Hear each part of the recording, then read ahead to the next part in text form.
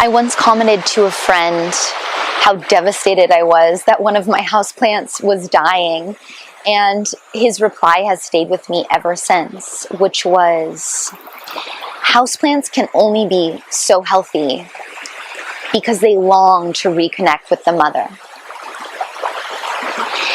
And that's true not only of houseplants that have been domesticated, taken from the wilds, as much as we love them, as much as I'm obsessed with my houseplants, but also humans, us.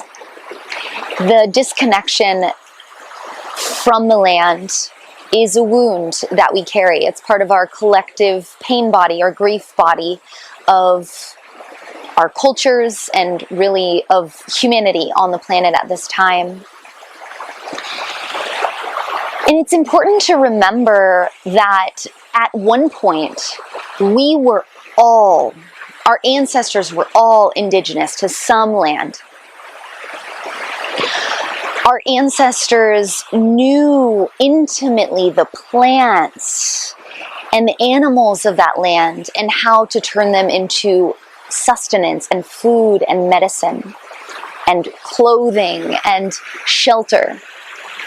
Our ancestors were intimately familiar with each tree in the nearby forests that they lived. Our ancestors had their own unique languages. Our ancestors had their own intricate, vast pantheon of stories of gods and goddesses, vast reservoirs of rituals and ceremonies that were unique to their people, unique to your people.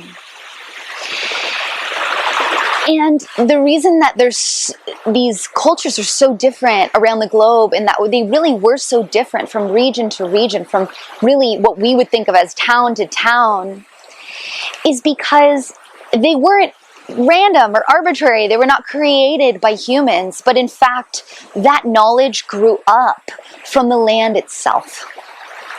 Our cultures, our stories, and our language came from our experience with the world, our direct experience with survival, with intimately being interrelated and in relationship with everything around us.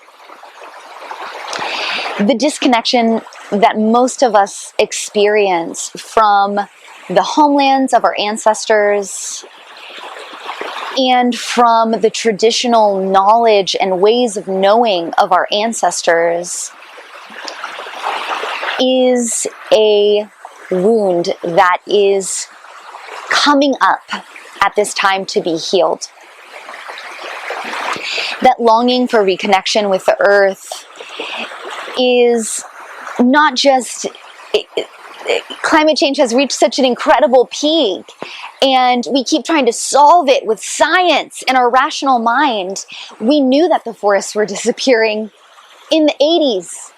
We've known for 50 years that we need to deal with healing the land, but it's not just the land that we have to heal. It's actually our relationship to the land that needs healing. And as much as we try to fix things or shift things or solve problems, nothing will ultimately change unless we address our own relationship to the land. At this time on the planet, when humanity is feeling lost, when our institutions are breaking down, when the religions and structures that have served to support us up to this time are no longer showing up in the way that we need to thrive as a human culture and as a planet. I think of David Wagner's poem. He says, "Stand still. The forest knows where you are. Let it find you." As far as we might have strayed, collectively and individually, from the natural harmony of living with the land, of living in communion and interbeing with the plants and the animals, and with our own soul's work here, as far as we may have strayed, it is never too late to come back to that direct relationship with the land that our ancestors had. They didn't make this shit up and now it's lost. In fact, they received it from the land, from their experience on the land, from working with the land, from learning from the land, from harvesting on the land. And we can as well.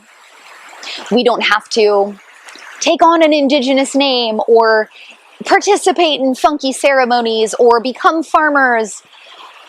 All we have to do to begin to heal that relationship and to receive direct wisdom and knowledge from the earth herself, from that intelligent consciousness that is our planet, is to go into nature, is to make that connection, to spend quiet alone time, even if it's just a few minutes, even if it's just in your backyard or in a local park, to take regular time to commune, to ask questions, to express gratitude, to call on the forces of our ancestors that are now the waters and the grass and the air we breathe, and now in our bones.